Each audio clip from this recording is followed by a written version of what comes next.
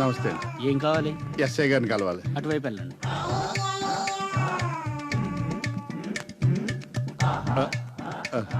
Sir నమస్తే అండి.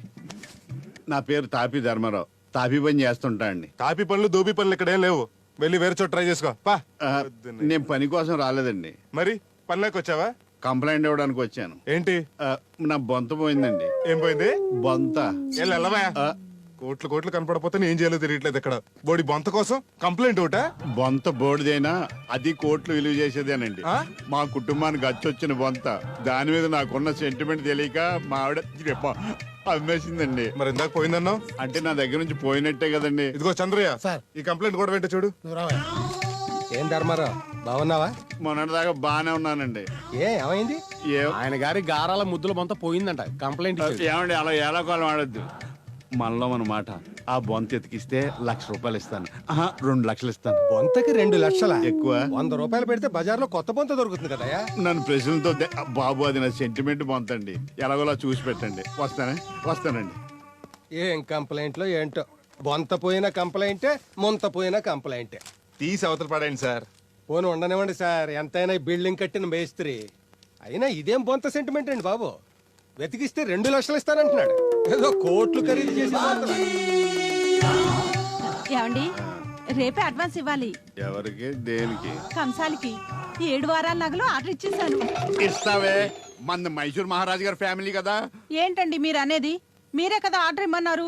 లక్ష్మీదేవి తలుపు తెరిచింది అన్నారుగా. ఆ తెరిచిన తలుపుల్ని బలవంతంగా మూసేసావు కదే. బంగారు బొంతను అమ్మేసావు కదే.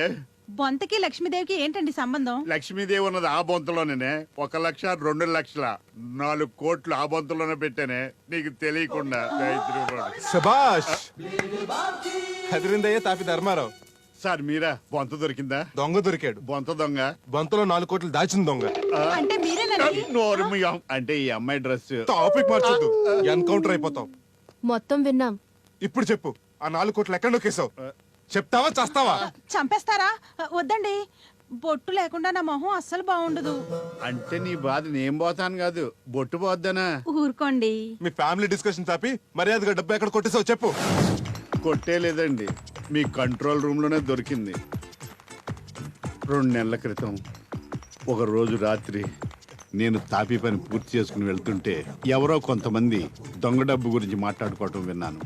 ఆ డబ్బు అక్కడ పాతి పెట్టడం చూశాను. వాళ్ళు వెళ్ళగానే నేను వెళ్ళి తవ్వి తీశాను. బ్యాగ్తో సహా తీసుకెళ్తే దొరికిపోతానని డబ్బు లుంగిలో కట్టుకుని బ్యాగ్ మళ్ళీ అందులోనే పడేసి కప్పెట్టేశాను. అలా ఆ డబ్బు అంతా ఇంటికి తెచ్చేశాను. వెంటనే ఖర్చు పెడితే అందరికీ డౌట్ వద్దని మెల్లమెల్లగా ఖర్చు పెడదామని చెప్పి బొంతలో పెట్టి కుట్టేశాను. దీనికి చెప్తే కొంప ముంచుద్దనుకున్నాను. ఇట్టు కాదు. సారీ, దీనికి చెప్తే కొంప ముంచుద్దనుకున్నాను. చెప్పకపోయినా కొంప ముంచేసింది. నువ్వు ఆ బొంతలో మేము గుర్తుపడతావా? అది ఎలా గుర్తుపడుతుందండి?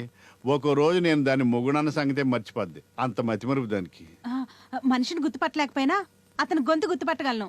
వాడు అంత స్వీట్ వాయిసా? కాదండి, తారు రోడ్డు మీద రేకు డబ్బాతో గీకినట్టుంటుంది.